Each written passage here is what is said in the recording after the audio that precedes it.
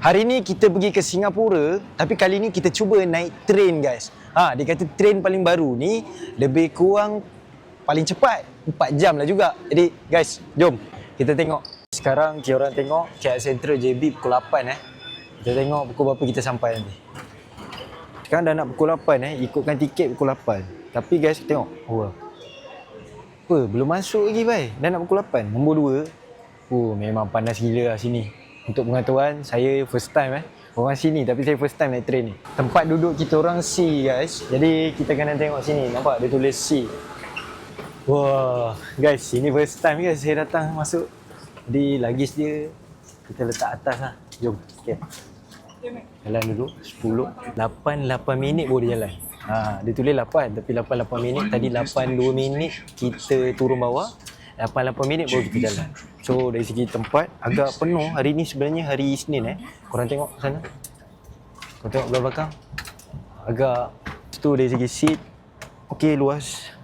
Tapi memang panas gila. And then dari segi ni kita pun boleh adjust sebenarnya. Ada ruang kalau ada beg kecil boleh letak kat bawah.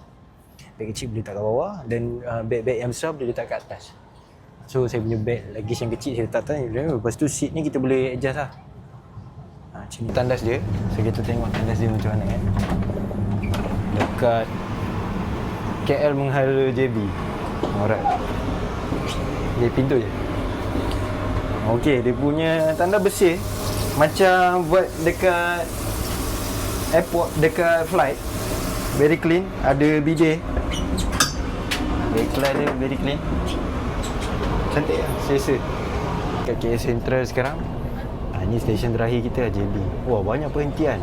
Kajang, Seremban, Tampin, Batang Melaka, Gemas, Segamat, Labis, Bekuk, Paloh, Keluang, Renggam, Layang-Layang, Kulai, Kempas Baru, JB Sentral. Okey. Kita dah sampai JB Sentral. Jadi daripada JB ni, apa yang saya dah search is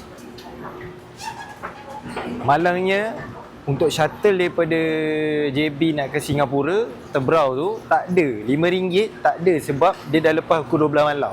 So solution dia sekarang kita naik feeder bus lah ke Woodland. So ni semua orang jalan ke sini. Jadi guys, kita jumpa seberang sana di kota Singapura.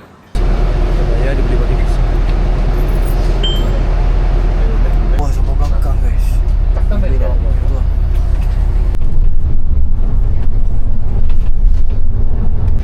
Okay guys, kita dah sampai akhirnya. Bismillah. Kita ke sini, betul-betul atas dia punya logo ni.